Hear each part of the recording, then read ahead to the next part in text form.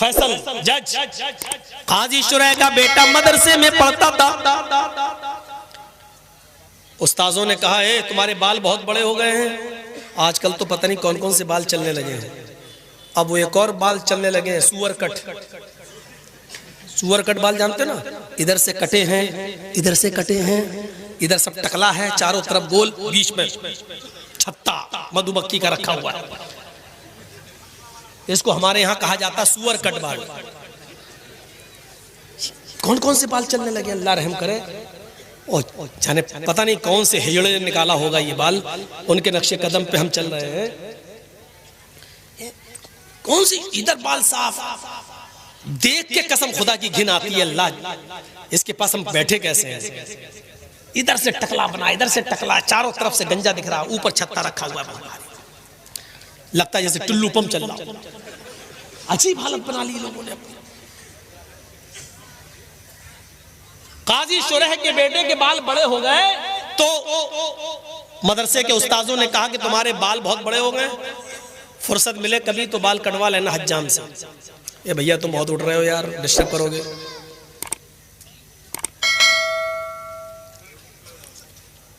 तो बेटे ने कहा ठीक है। काजी शुरैह का बेटा कहा ठीक है करवा।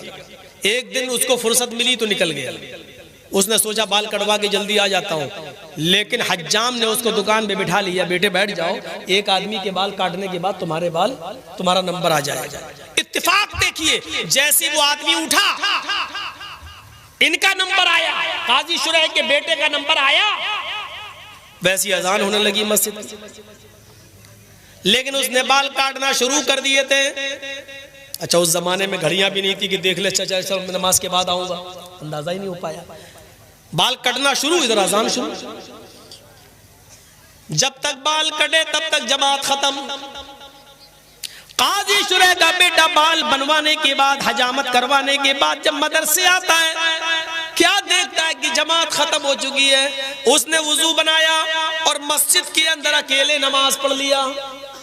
नमाज पढ़ा अकेले, सूरज भी गुरूब नहीं हुआ था, थोड़ी सी देर हुई थी बस, अकेले नमाज पढ़ लिया, लेकिन जमात छूट गई। मदरसे के असातिज़ा ने पूछा कि तुम कहां थे। उसने कहा बाल बनवाने में देर हो गई। मदरसे के असातिज़ा ने इसको उज़्र नहीं समझा। नहीं ये कोई उज़्र नहीं है, तो तुम्हें सजा क्या दी जाए। सजा के लिए तुम्हारे बाप को ही लेटर लिखता हूं। शहर के काजी हैं, सबसे बड़े जज हैं, देखे तुम्हारे बाप तुम्हारे बारे में क्या फैसला सुनाते हैं। और सुनो नौजवानों, और अगर उनके माँ बाप जिंदा हैं तो सुने। मुकदमा हजरत शुरैह की अदालत में आता है। काजी साहब आपके बेटे ने ऐसे वक्त में बाल कटवाए कि असर की अजान होने लगी।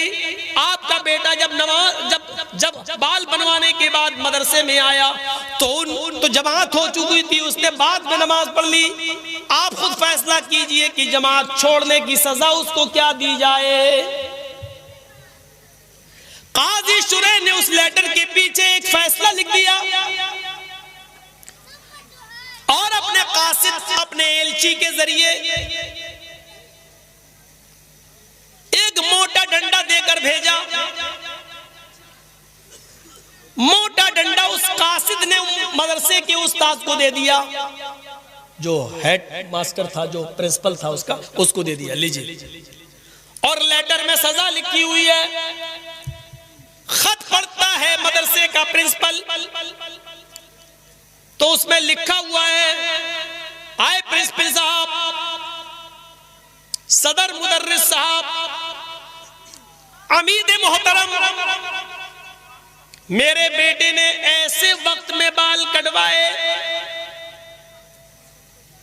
जिसमें असर की अजान का वक्त करीब था, लिहाजा बज़ाहिर मेरे बेटे का कोई उज़्र नजर नहीं आ रहा है। ये उज़्र शरई नहीं है। उसने जमात तर्क की, अमदन और जानबूझकर तर्क करना माना जाएगा। बाल कटवा रहा फिर भी जानबूझकर तर्क करना माना जाएगा। लिहाजा इस आमदन और जानबूझकर नमाज तर्क करने की सजा मैं ये सुनाता हूं कि जो डंडा मैंने तुम्हें भेजा है, इस डंडे से मेरे बेटे को इतना पीटो कि ये डंडा 3 टुकड़ों में बट जाए, इस डंडे के 3 टुकड़े हो जाए। मोटा डंडा, ये वाला नहीं था पकड़ो एक मारो टूट जाए, मोटा डंडा 3 टुकड़े हो जाए। हाँ, लेकिन जब डंडा 3 टुकड़े हो जाए तब मेरे बेटे को पीटना छोड़ देना। उसके बाद मेरे बेटे की सजा ये होगी कि उसको 3 दिन तक कैद खाने में डाल देना, किसी बंद कमरे में बंद कर देना, उसको खाना बंद कर देना, उसका पानी बंद कर देना और रोजाना तौबा कराना। अगर वो तुम सबके सामने इकरार कर ले कि आज के बाद मैं जमात को कभी कसदन जानबूझकर नहीं छोड़ूंगा, मैं अल्लाह से तौबा करता हूं कि मुझसे गलती हो गई, वो मेरे गुनाह को माफ कर दे, अगर वो इस बात का इकरार कर ले तो 3 दिन के बाद मेरे बेटे को छोड़ देना और उसके बाद मदरसे में उसको पढ़ाना और लिखाना शुरू कर देना। लेकिन अगर 3 दिन भी भूखा प्यासा रहने के बाद भी वो तौबा ना करे और इस बात का इकरार ना करे तो उसको उस कमरे में उस वक्त तक बंद रखना जब तक कि वो भूख और प्यास की शिद्दत से मर न जाए।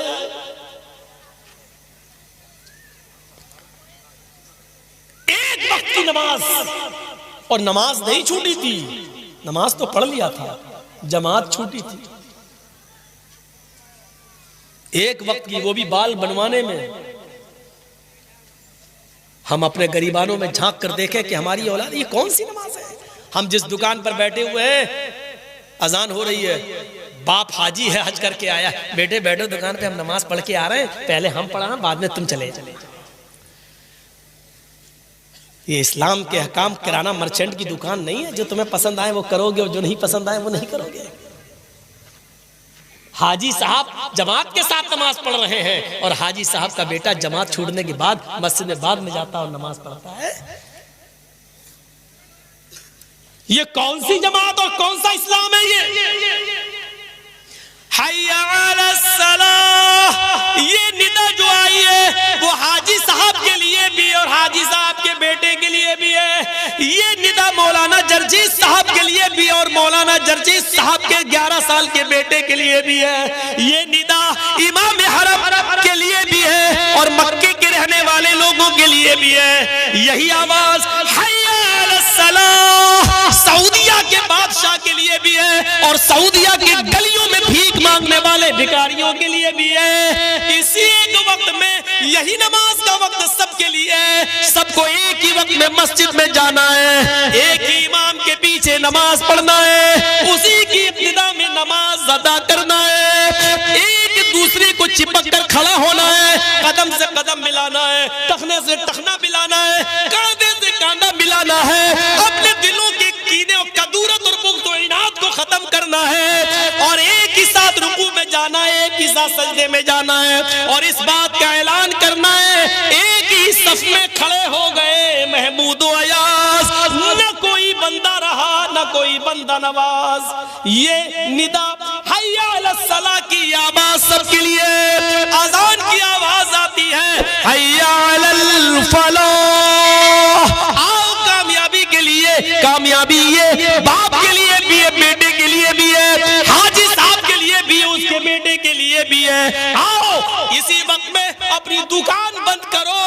अजान की आवाज सुनने के बाद अगर तुमने दुकान बंद नहीं की और मस्जिद के अंदर नहीं आए तो जब तक जमात हो रही है, अजान हो जाने के बाद से, हय्या अलस सलाह सुनने के बाद से जमात होने तक जितनी तुम बिक्री कर रहे हो, जितना माल तुम बेच रहे हो, इसमें जो कमाई आ रही है वो हराम है और इस हराम कमाई को अगर तुमने माले हलाल में मिला दिया तो वो माले हलाल भी हराम हो जाएगा।